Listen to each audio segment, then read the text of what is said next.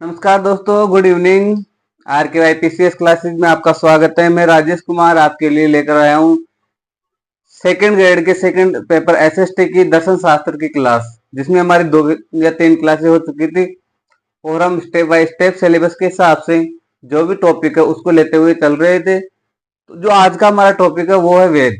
वेद क्या होते हैं, वेद कितने होते हैं और इनके वेदों क्या क्या दे रखा है वेदों में, कौन सा वेद किससे संबंधित है, कौन से वेद में कोशिश कौन है, कितने वेद होते हैं, ये सब हम बिल्कुल मिला के वेद के बारे में हम डिटेल से अध्ययन करेंगे, यानी डिटेल से हम पढ़ेंगे बोर्ड के माध्यम से। तो वेद के जो भी उपभाग हैं, वेद के जो भी प्रकार हैं, कितने वेद होते हैं, किनके द्वारा लिखा गया, कौन कौन से वेद के उपवेद हैं, ये सब हम डिटेल से पढ़ेंगे।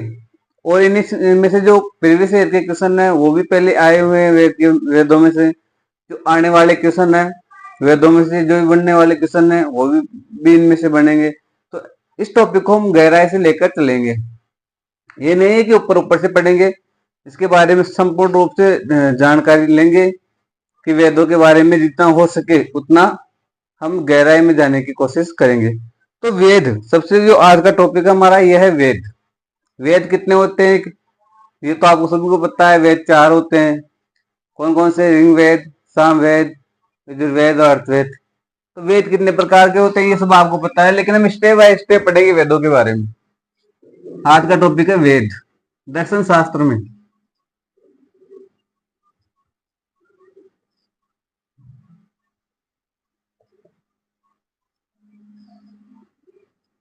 वेद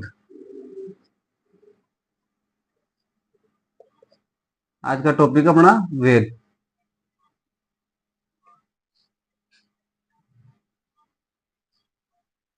वेद दोस्तों, वेद वेद जो है ये विश्व की सबसे प्राचीनतम, विश्व की विश्व के साहित्य की सबसे प्राचीनतम लिखित प्रमाण है। वेद जो विश्व के सबसे प्राचीन साहित्य हैं उनका, उनमें से लिखित प्रमाण कौन से? वेद। तो हम कह सकते हैं कि जो विश्व में सबसे प्राचीन साहित्य थे उनमें से एक कौन से? वेद है। कौन से? वेद।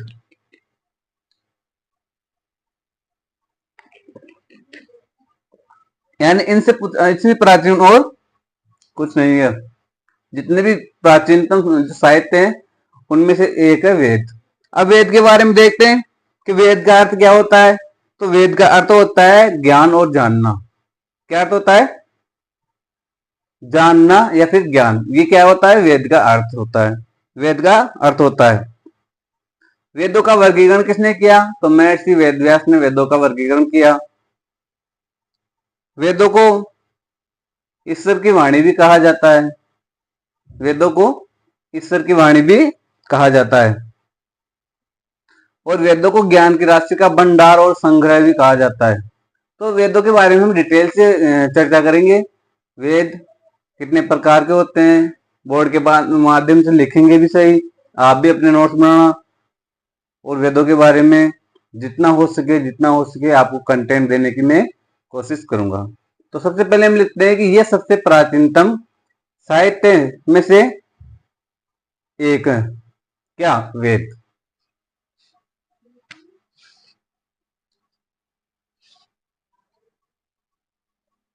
वेद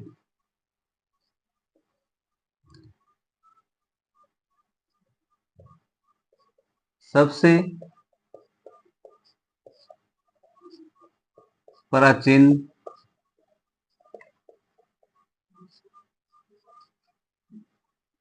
साहित्य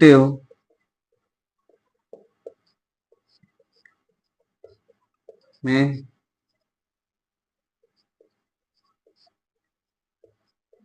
से एक है। कौन? वेद। वेद सबसे प्राचीन साहित्य में से एक है। और वेदों का अर्थ क्या होता है? तो वेदों का अर्थ होता है ज्ञान या जानना। वेदों का अर्थ क्या होता है?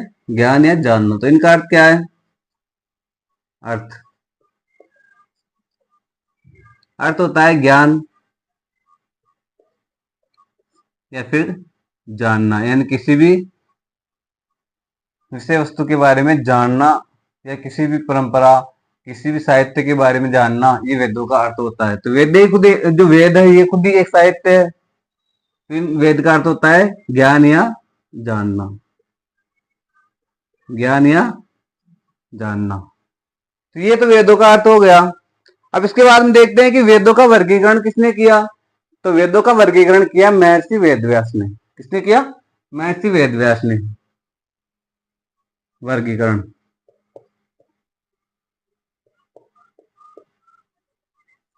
किसने किया? महर्षि वेदव्यास ने।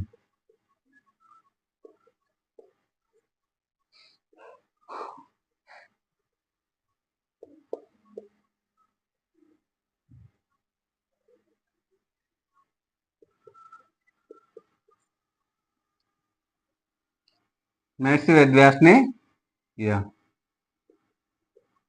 वेदों का वर्गीकरण मतलब वेद कितने हैं? चार। तो ये चार भागों में किसने बांटा? महर्षि वेदव्यास ने बांटा। कौन कौन से? ऋग्वेद, यजुर्वेद, सामवेद और अर्थवेद। तो ये वर्गीकरण किसने किया? महर्षि वेदव्यास ने। अब वेदों को क्या कहा जाता है? तो वेदों को ज्ञान की राशि का भंडार और संग्रह कहा जाता है। मतलब जितना भी ज्ञान है वो किसमें निहित है? वेद में निहित है। किसमें? वेद में। तो वेदों को ज्ञान की राशि का भंडार और संग्रह, संग्रह का मतलब होता है इकट्ठा किया हुआ, संग्रहण का मतलब है इकट्ठा किया हुआ। मतलब जितना भी ज्ञान है वो किसमें समाहित है? किसमें उसका भंडार है? वेद में। किसमें? वेद में। तो वेदों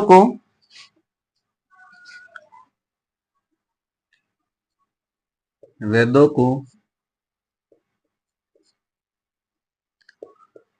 ज्ञान की राशि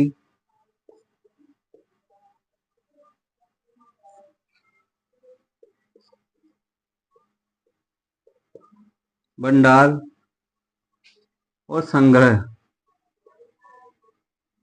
संग्रह कहा जाता है। ज्ञान की राशि का भंडार और संग्रह कहा जाता है। किसे? वेद को। किसे कहा जाता है? वेद को। और वेदों को क्या कहा जाता है?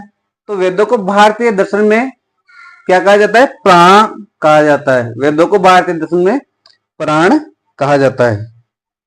वेदों को भारतीय दर्शन में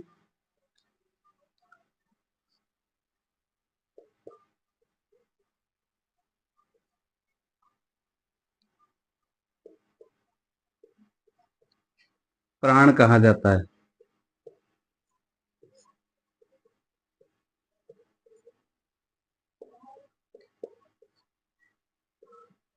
ये क्वेश्चन पूछे जाते हैं कभी कभी कि भारतीय दर्शन में वेद को क्या कहा जाता है? भारतीय दर्शन में वेद को क्या कहा जाता है? तो भारतीय दर्शन में वेद को पुराण कहा जाता है। और वेदों का वर्गीकरण किसने किया? तो महर्षि वेदव्यास ने वेदों का वर्गीकरण किया। वेद का अर्थ क्या होता है? तो वेद का अर्थ ज्ञान होता है। और सबसे प्राचीनतम साहित्य में किसे सम्मिलित किया गया? तो वेदों को सबसे प्राचीन साहित्य में सम्मिलित किया गया। तो ये वेद के बारे में जानकारी है। इसके बाद में और भी देखते हैं क्या क्या वेद के बारे में जानकारी दी हुई है। तो वेद की जो वेदों की उत्पत्ति है ये किस धातु से हुई? किस धातु से? विद। विद का अर्थ क्या होता है? तो विद का अर्थ होता है वही ज्ञान या जानना। इसकी उत्पत्ति विद धातु से हुई। किससे? विद धातु से। विद धातु से हुई। अब विद धातु का मतलब होता है ज्ञान या जानना। विद धातु का मतलब होता है ज्ञान या जानना। और क्या इसके बारे में? विद के बारे में, वेद के बारे में। तो वेद होते हैं, ये वेद होते हैं, इनको और क्या कहा जाता है? तो इनको श्रुति या श्रुतियां भी कहा जाता है। वेदों को श्रुति या श्रुतियां भी कहा जाता है।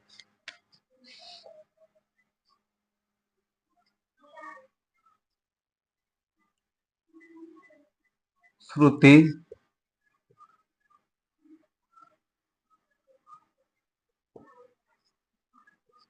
श्रुतियां भी कहा जाता है। किसे? वेद को। वेदों को श्रुति या श्रुतियां भी कहा जाता है। क्यों? क्योंकि वेदों में जो वेद है, अभी तो हम पढ़ते हैं वेदों को, लेकिन पहले क्या करते थे? पहले पढ़ाई लिखाई लिखाई का काम नहीं था, केवल सुनाई के माध्यम से, श्रवण के माध्यम से ज्ञान अर्जित किया करते थे। होते थे ना गुरुकुल में, तो वहां लिखाई का कोई माध्यम नहीं था, लिखाई का कोई माध्यम नहीं था। तो वहां क्या ज्ञान कैसे अर्जित करते थे? तो ज्ञान सुनकर अर्जित करते थे। कैसे? सुनकर, श्रवण के माध्यम से। इसीलिए वेदों को क्या कहा गया? श्रुति या श्रुतियां। ये श्रुति और श्रुतियां ये श्रवण का ही रूप है। श्रवण मतलब सुनना, श्रवण का मतलब होता है सुनना। तो वेदों को किस प्रकार इसके ज्ञान को अर्जित किया करते थे? पहले सुनकर, सुनकर किया करते थे। गुरु तो बोलता था वेद को, और शिष्य सामने बैठे रहते थे, और वही क्या करते थे? गुरु बोलता था और शिष्य श्रवण करते थे, शिष्य श्रवण करके ज्ञान को प्राप्त करते थे। अब इसके बाद में और क्या है? तो वेदों को अपौरुषीय भी कहा जाता है। अपौरुषीय, वेदों को अपौरुषीय भी कहा जाता है, ये भी लिख लो।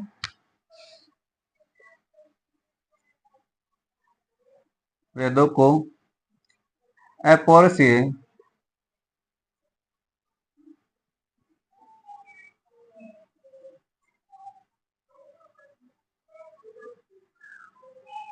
कहा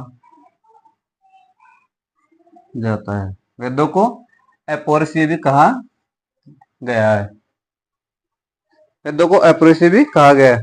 अब देखते हैं कि जो वेदों में व्यक्ति का परम ध्येय है वो कौन सा है? वेदों में व्यक्ति का परम ध्येय यानी उनका लक्ष्य क्या है? वेदों को ज्ञान प्राप्त करने का लक्ष्य क्या है? वेदों से क्यों ज्ञान प्राप्त करे, किस लिए ज्ञान प्राप्त करे? तो वेदों को सुनने का, उनसे ज्ञान प्राप्त करने का एकमात्र जो ध्येय बताया गया है वो है ज्ञान और सुख की प्राप्ति। ज्ञान और सुख की प्राप्ति। वेदों का अध्ययन या वेदों का ज्ञान प्राप्त करने से ज्ञान और सुख की प्राप्ति होती है। इसकी वेदों का या फिर वेदों से ज्ञान और सुख की प्राप्ति होती है।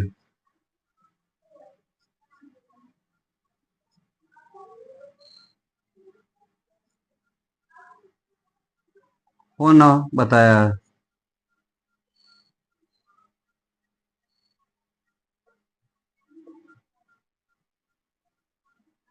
ज्ञान और सुख की प्राप्ति, ये इसका ध्येय क्या है? वेदों का ध्येय, इसका ध्येय है। तो इससे वेदों के ज्ञान से ज्ञान और सुख की प्राप्ति होती है।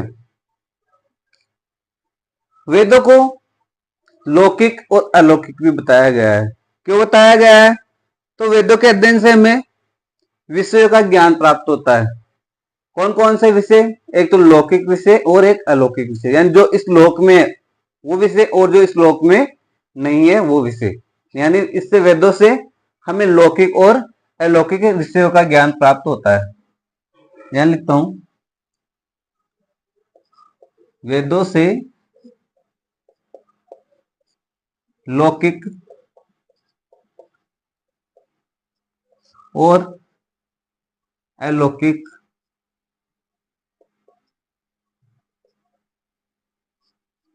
विषयों का ज्ञान प्राप्त होता है।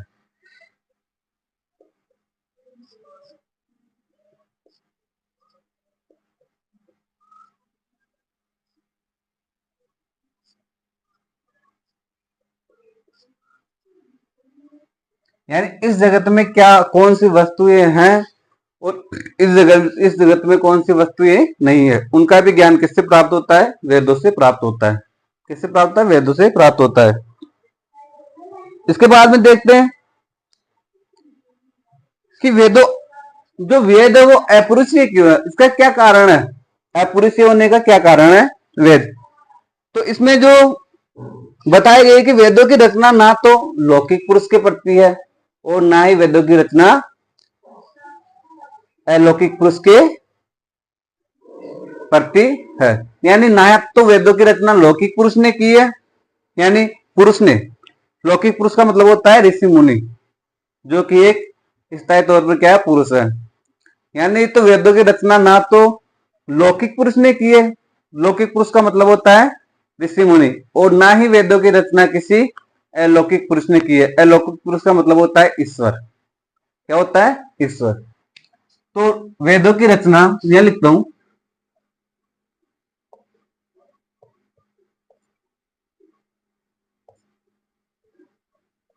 वेदों की रचना न तो लौकिक पुरुष,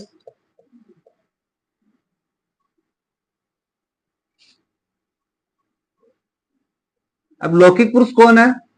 तो लौकिक पुरुष है ऋषि मुनि, ऋषि मुनि ने की है, और ना ही अलौकिक पुरुष यानी ईश्वर ने की है।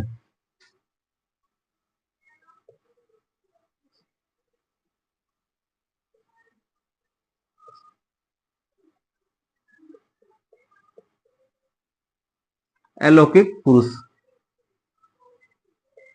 अलौकिक पुरुष कौन है? ईश्वर है। कौन है? ईश्वर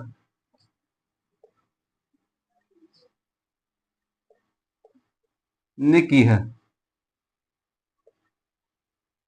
यानी वेदों की रचना ना तो लौकिक पुरुष ने की है और ना ही अलौकिक पुरुष ने की है। लौकिक पुरुष से मतलब है ऋषि मुनि और अलौकिक पुरुष से मतलब है ईश्वर। इस प्रकार अपुरुषीय वेदों को कैसे बताया गया है? अपुरुषीय। किस तरह बताया गया है? अपुरुषीय। अपुरुषीय बताने का मतलब मैंने बता दिया, वही कि वेदों की रचना ना तो ऋषि मुनि ने की है और ना ही ईश्वर ने की है। अब इसके बाद में देखते हैं वेदों के कितने भाग हैं। भागों में तो वर्गीकृत किया किसने? महर्षि वेदव्यास ने। वेदों का वर्गीकरण किसने किया? महर्षि वेदव्यास ने। अब देखते हैं इसके कितने भाग हैं, वेदों के कितने भाग हैं। देखते हैं वेदों के भाग।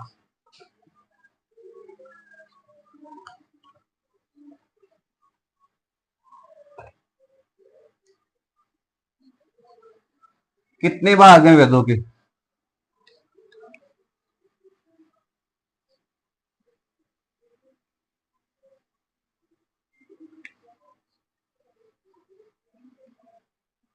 तो वेदों के कितने भाग बताए हैं? वेदों के 4 भाग बताए हैं।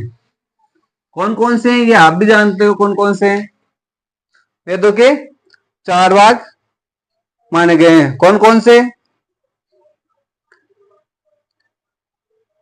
वेदों के 4 भाग वो नहीं है जो आप समझ रहे हो। वेदों के 4 भाग वो नहीं है, ऋग्वेद, यजुर्वेद, सामवेद और अथर्ववेद, वो नहीं है।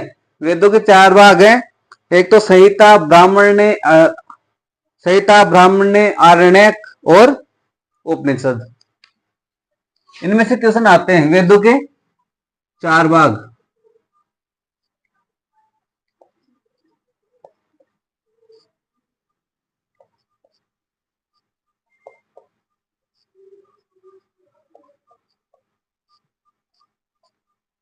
वेदों के 4 भाग कौन कौन से हैं? संहिता, ब्राह्मण्य, आरण्यक, संहिता, संहिता, दूसरा कौन सा है? ब्राह्मणी,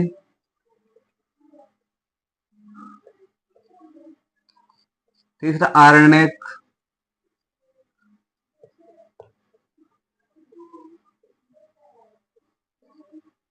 चौथा कौन सा है? उपनिषद।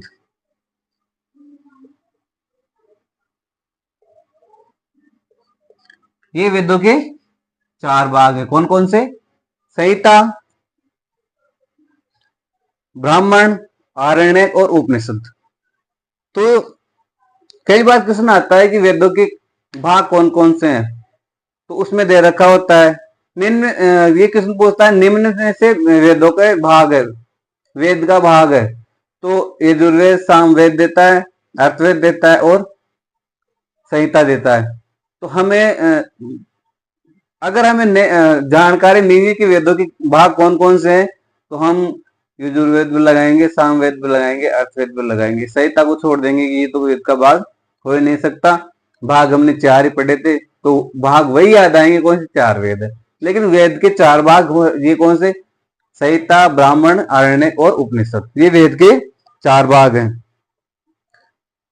अब लेकिन वेद वेद 4 है। वेद कितने हैं? 4।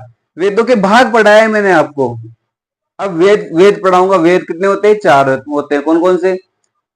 ऋग्वेद, यजुर्वेद, सामवेद और अर्थवेद। उसे क्या कहते हैं? चतुर्थ वेद। क्या कहते हैं? चतुर्थ वेद। तो वेदों के वेद के प्रकार, ये तो भाग हो गए। अब वेद के प्रकार।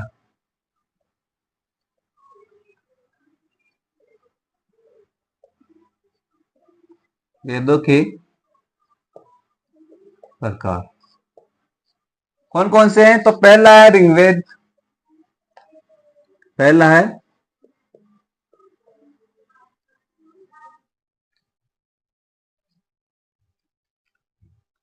सॉरी दोस्तों, 1 मिनट। तो वेदों के कितने भाग हैं? कितने प्रकार है वेद के? 4 प्रकार। कितने? 4 प्रकार। ऋग्वेद, दूसरा यजुर्वेद,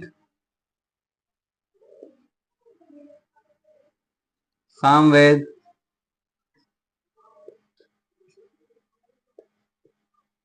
और अथर्ववेद।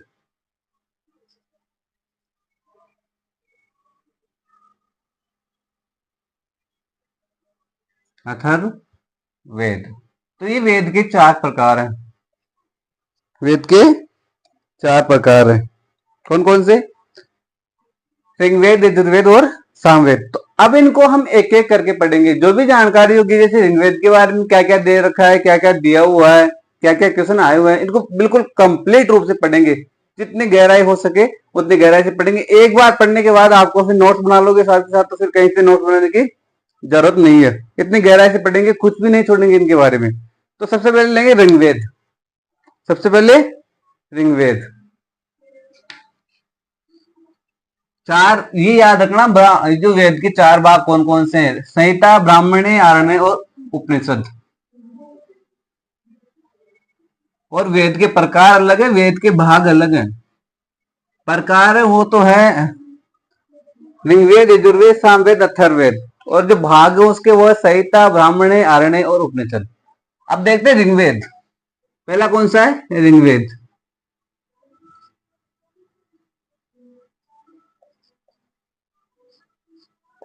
ऋग्वेद। अब इसके बारे में पढ़ते हैं क्या क्या ऋग्वेद के बारे में। तो सबसे महत्वपूर्ण और सबसे महत्वपूर्ण जो वेद है वो कौन सा है? ऋग्वेद है। कौन सा है? ऋग्वेद है। ये वेद सबसे प्राचीन वेद माना जाता है।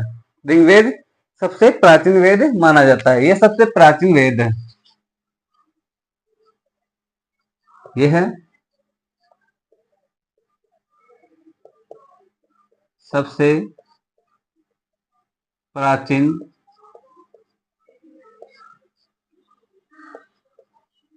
वेद है। जो ऋग्वेद है ये सबसे प्राचीन वेद है।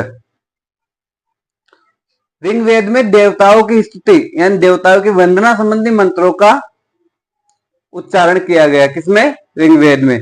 तो ऋग्वेद में जो देवताओं संबंधी स्तुति है उसका संग्रहण है। इसमें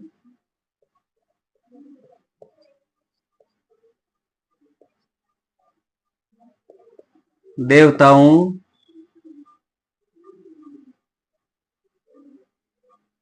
की स्तुति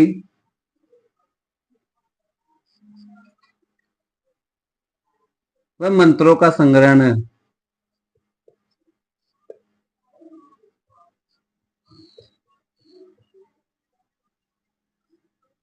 संग्रह है किस वेद में?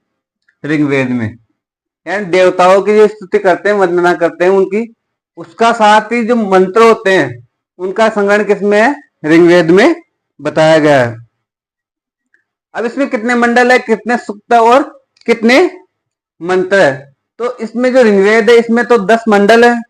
1028 सूक्त है और 10,580 इसमें क्या है, मंत्र है। यानी 10 मंडल इसमें ऋग्वेद में 10 मंडल,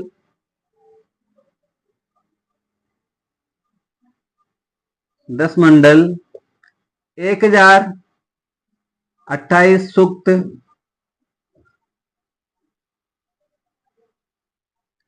और 10,580 मंत्र है। मंत्र निहित है।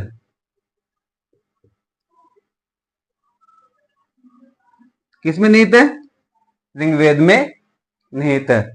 ये क्वेश्चन आते हैं बार बार कि ऋग्वेद में कितने सूक्त हैं, 1028 सूक्त हैं, कितने मंडल है, 10 मंडल है, और कितने मंत्र है, तो 10,580 में क्या है, मंत्र है। किसमें, ऋग्वेद में। कई बार क्वेश्चन आता है सर, और कई बार पूछा भी गया है।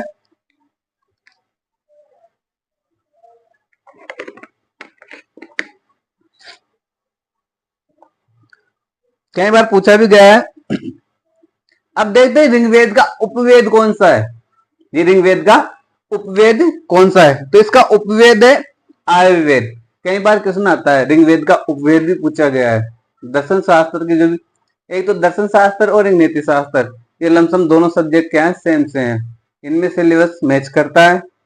आरएस का चाहे नीति शास्त्र हो, चाहे सेकंड ग्रेड का दर्शन शास्त्र हो, सेकंड ग्रेड का दर्शन शास्त्र हो, लगभग लगभग क्या होते हैं इनमें से, क्वेश्चन मैच करते हैं, सिलेबस इनका मैच करता है।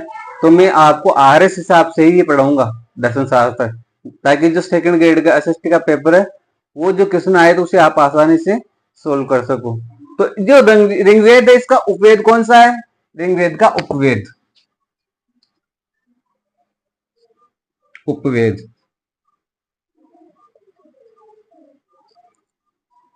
उपवेद कौन सा है, आयुर्वेद। कौन सा है, आयुर्वेद।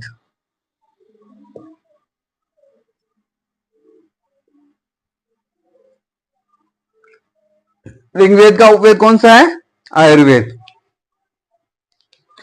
और इसके जो पुरोहित हैं उसको क्या कहा जाता है, ये क्वेश्चन भी आता है।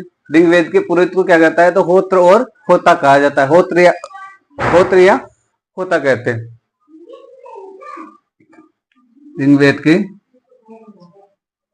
पुरोहित को।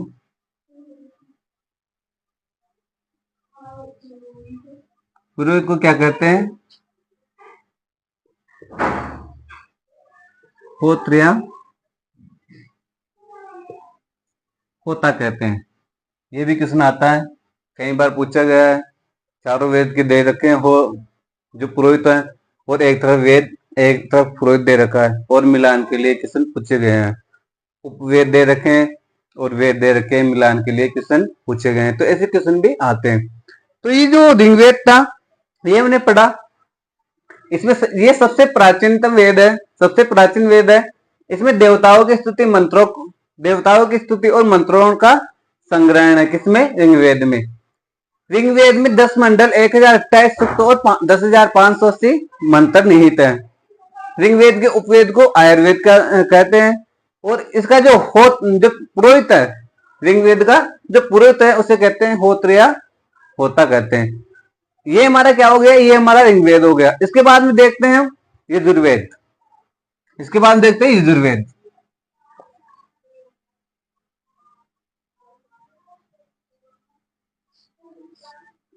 यजुर्वेद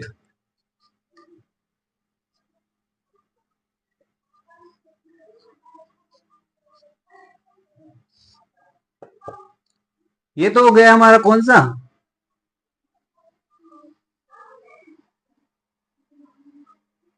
ये हमारा ऋग्वेद हो गया। अब इसके बाद में देखते हैं यजुर्वेद। यजुर्वेद में क्या दे रखा है वो भी देखेंगे।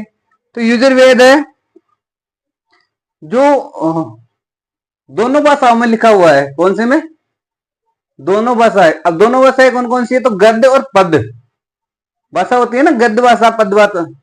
तो गद्य और पद्य भाषा दोनों भाषाओं में लिखा गया कौन सा, यजुर्वेद। तो लिखिए,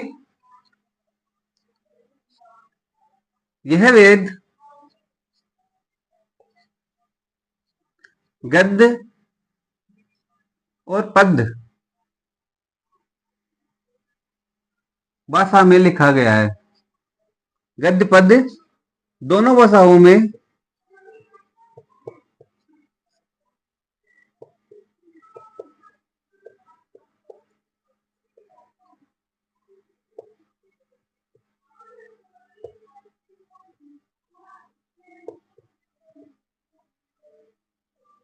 लिखा गया।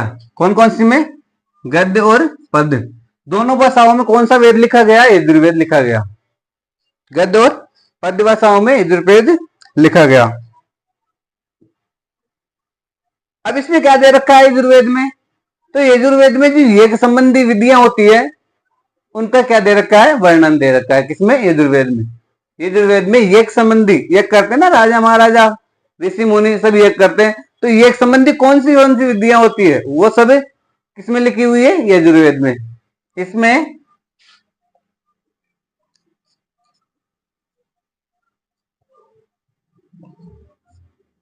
यज्ञ संबंधी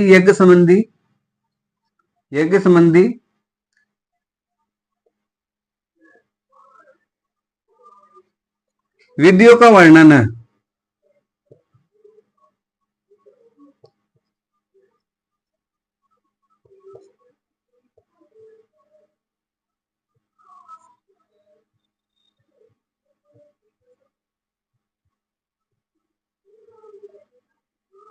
यानी यज्ञ संबंधी विधियों का वर्णन किसमें किया गया? यजुर्वेद में। किसमें किया गया? यजुर्वेद में। अब देखते हैं यजुर्वेद में और क्या है। तो यजुर्वेद में इसका उपवेद कौन सा है? यजुर्वेद का उपवेद तो कौन सा है? धनुर्वेद। कौन सा है? धनुर्वेद। धनुर्वेद इसका उपवेद कौन सा है? धनुर्वेद। उपवेद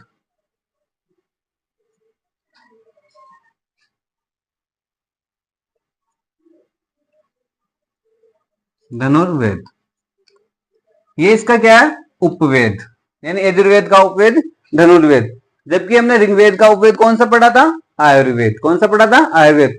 अब इसके पुरोहित पढ़ लिया है हमने, होत्र या होता, लेकिन यजुर्वेद के पुरोहित को क्या कहते हैं? यजुर्वेद के पुरोहित को क्या कहते हैं? तो उसको कहते हैं आधैर्व्यू। क्या कहते हैं? आधैर्व्यू पुरोहित।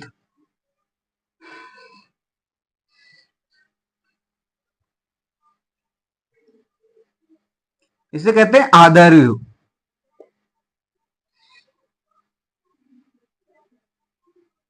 आधैर्व्यू क्या कहते हैं? आधैर्व्यू। आधैर्व्यू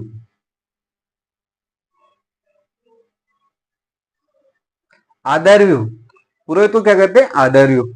तो ये हुआ हमारा यजुर्वेद। हमने ऋग्वेद पढ़ लिया जिसमें बताया कि सबसे प्राचीनतम वेद है, इसमें देवताओं के स्तुति और मंत्रों का वर्णन निहित है, और इसमें 10 मंडल, 1028 सूक्त और 10,580 मंत्र है। इसके बाद में देखा हम ऋग्वेद का जो उपवेद है वो कौन सा है? आयुर्वेद है। पुरोहित कौन सा है? होत्र या होता। ध्यान रखना, एक तो उपवेद याद रखना, एक पुरोहित याद रखना, कितने मंडल है, कितने सूक्त है, कितने मंत्र है, ये आपको याद रखने ऋग्वेद में। इसके बाद में देखा हमने यजुर्वेद, तो इसमें भी जो याद रखने योग्य जो बात है वो क्या है? तो ये दोनों भाषाओं में लिखा हुआ है। कौन कौन सी में? गद्य भाषा और पद्य भाषा में ये लिखा हुआ है। कौन सा वेद? यजुर्वेद। इसमें किसकी जानकारी दी गई है? तो यजुर्वेद में यज्ञ संबंधी जो विद्या होती है उसकी जानकारी दी गई है। इसके बाद में इसका जो उपवेद है वो कौन सा है? तो इसका उपवेद है धनुर्वेद। कौन सा? धनुर्वेद। और इसमें जो पुरोहित होता है उसको कहते हैं आधैर्व्यू। क्या कहते हैं? आधैर्व्यू। अब जो हमारा नेक्स्ट वेद होगा वो कौन सा होगा? तो वो होगा सामवेद। कौन सा? सामवेद। ये आप नोट कर लो अपने जो भी नोटबुक है उसमें। इसके बाद में पढ़ेंगे सामवेद को। उसमें क्या दे रखा है सामवेद में वो पढ़ेंगे। उसका उपवेद कौन सा है वो भी पढ़ेंगे।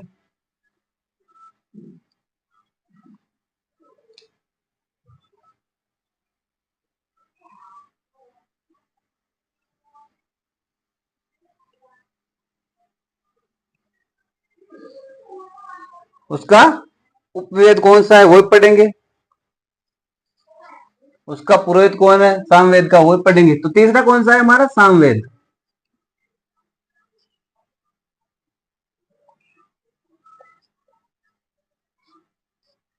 सामवेद। सामवेद में क्या क्या बता रखा है? सामवेद में क्या क्या बता रखा है? तो इस वेद में, ये वेद किससे संबंधित है? तो ये वेद संगीत से संबंधित है। किससे? संगीत से संबंधित है। यानी इसे क्या कहते हैं? इसे कहते हैं संगीत प्रधान वेद। क्या कहते हैं? संगीत प्रधान वेद। इसे, इसका संबंध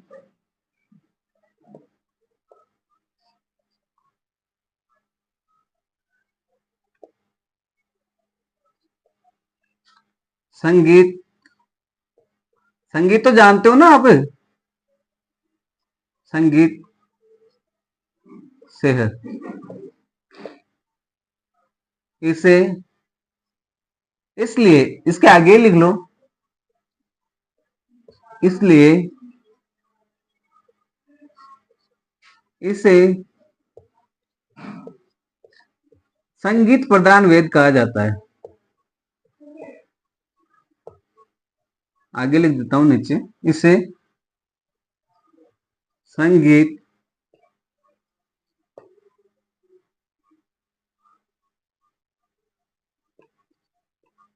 संगीत प्रधान वेद कहा जाता है।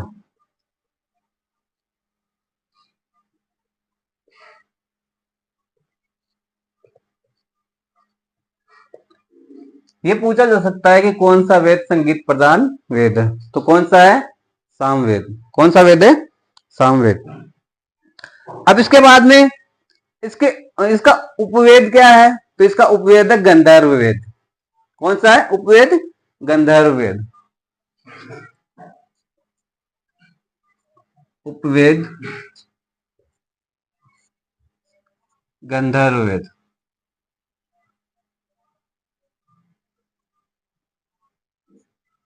उपवेद कौन सा है? गंधर्व वेद इसका उपवेद है। हमने पढ़ा यजुर्वेद का उपवेद कौन सा है? तो वो भी देखा हमने, धनुर्वेद। वो जो ऋग्वेद का कौन सा था? तो वो भी देखा हमने, आयुर्वेद। उसके पुरोहित देखा हमने, होत्र या होता। यजुर्वेद का पुरोहित देखा हमने, आधार्व्यु। और इसका पुरोहित, इसका पुरोहित कौन है? तो इसका पुरोहित है उद्गाता। कौन है? उद्गाता पुरोहित।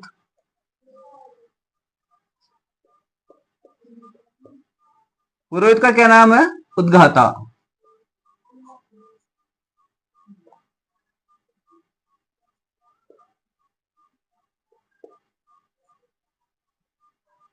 ये इसका क्या है? पुरोहित।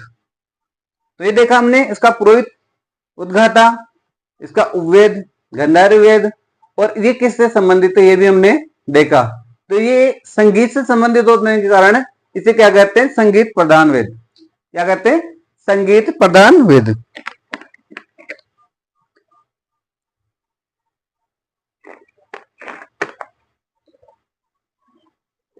संगीत प्रधान वेद कहा जाता है। अब इसके बाद में देखते हैं और कौन सा वेद है हमारा बाकी। तो इसके बाद में देखते हैं हम अथर्ववेद। कौन सा? अथर्ववेद।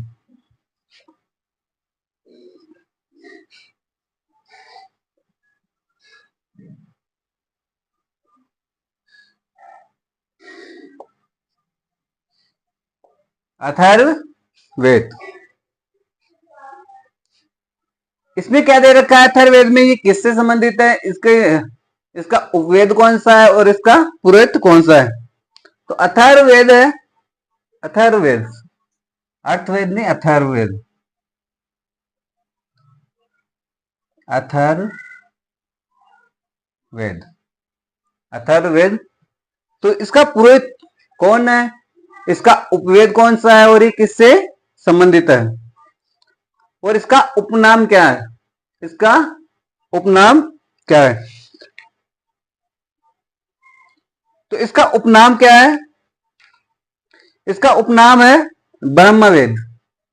अथर्ववेद का उपनाम क्या है? ब्रह्मवेद।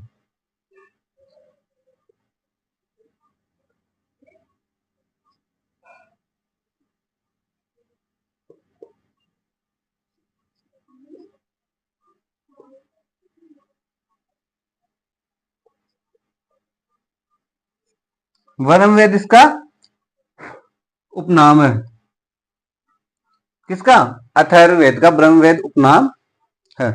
इसके बाद देखते हैं इसमें क्या बता रखा है। तो ये वेद किससे संबंधित है? अथर्ववेद किससे संबंधित है? तो अथर्ववेद का संबंध किससे? जादू टोने से। किससे? जादू टोना तंत्र मंत्र की जो भी विधियां हैं उनसे इसका संबंध है। लेकिन ये तो हम जानते हैं कि जादू तंत्र की जो भी विधियां हैं तंत्र मंत्र की, उसका संबंध अथर्ववेद से। लेकिन हम ये नहीं जानते कि अथर्ववेद से और किसका संबंध है। तो अथर्ववेद से जादू टोने के साथ साथ जो तंत्र मंत्र है उसके साथ साथ इसका संबंध है चिकित्सा से। किससे? चिकित्सा से इसका संबंध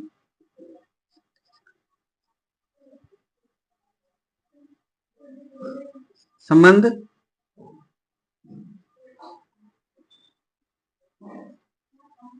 जादू टोना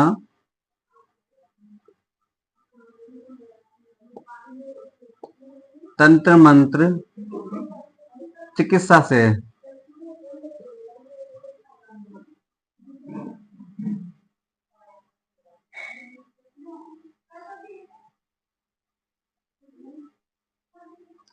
जादू टोना तंत्र मंत्र और चिकित्सा से।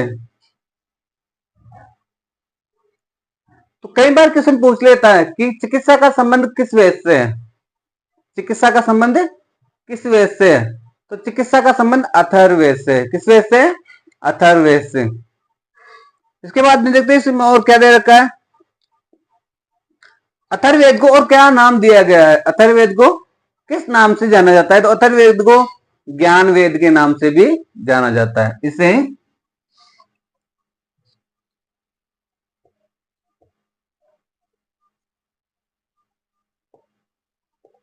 ज्ञान वेद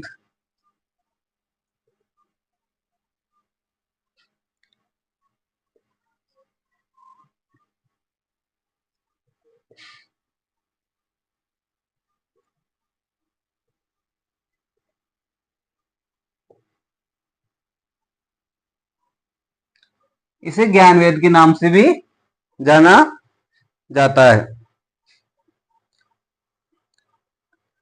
अब अथर्ववेद का उपवेद कौन सा है? अथर्ववेद का उपवेद कौन सा है? तो अथर्ववेद का उपवेद शिल्प वेद। कौन सा? शिल्प वेद उपवेद।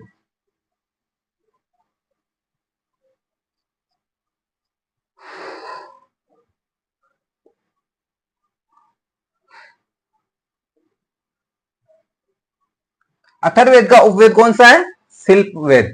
हमने देखा ऋग्वेद का उपवेद देखा, यजुर्वेद का देखा, सामवेद का देखा और अब देख रहे हैं अथर्ववेद का उपवेद। अब इसका पुरोहित कौन है? पुरोहित को किस नाम से जाना जाता है? अथर्ववेद के पुरोहित को किस नाम से जाना जाता है? तो अथर्ववेद का जो पुरोहित होता है उसे कहते हैं ब्रह्मा। क्या कहते हैं? ब्रह्मा।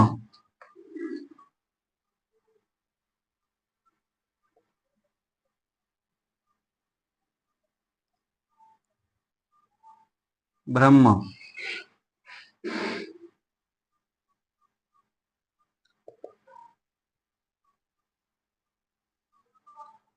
अथर्ववेद के पुरोहित को क्या कहते हैं? ब्रह्मा कहा जाता है। ये रहा वेदों के बारे में।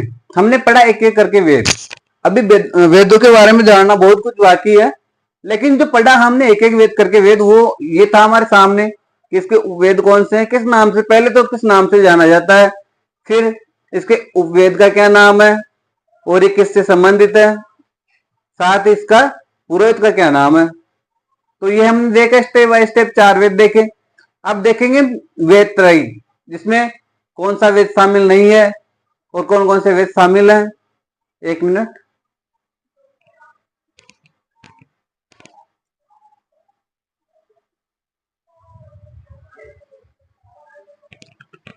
कौन सा वेद शामिल नहीं है और कौन कौन से वेद उसमें बता रखे हैं। किसमें? वेद त्रयी में। तो ये देखेंगे हम अपनी जो नेक्स्ट क्लास होगी कल। तब तक के लिए आपका धन्यवाद। आपने इतना समय हमारे साथ बिताया। साथ ही साथ आपने जो पढ़ाई की रुचि रखकर आपने नोट्स भी कंप्लीट किए होंगे। हमारी जो क्लासें हैं दर्शन शास्त्र की, ये रेगुलर चलती रहेगी। कुछ कारणवश अगर नहीं होती है तो उसके लिए क्षमा याचना। और हाँ, संडे के दिन हमारी किसी भी प्रकार की कोई क्लासे नहीं होगी। संडे के दिन हमारा ऑफ रहेगा।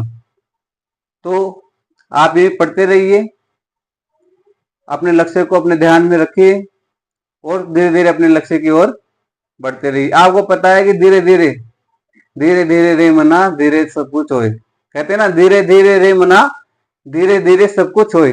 तो जो भी होगा सब धीरे धीरे होगा। आपको धैर्य रखने की जरूरत है। धैर्य और दृढ़ निश्चय के साथ मेहनत कीजिए, आप अपनी सफलता में जरूर कामयाब होंगे। अपने माता पिता का सम्मान कीजिए, बड़ों का सम्मान कीजिए, छोटों को प्यार दीजिए और अपना व्यक्तित्व इस प्रकार विकसित कीजिए कि महिलाएं आपके साथ सुरक्षित और सम्मानित महसूस करें। तब तक के लिए धन्यवाद।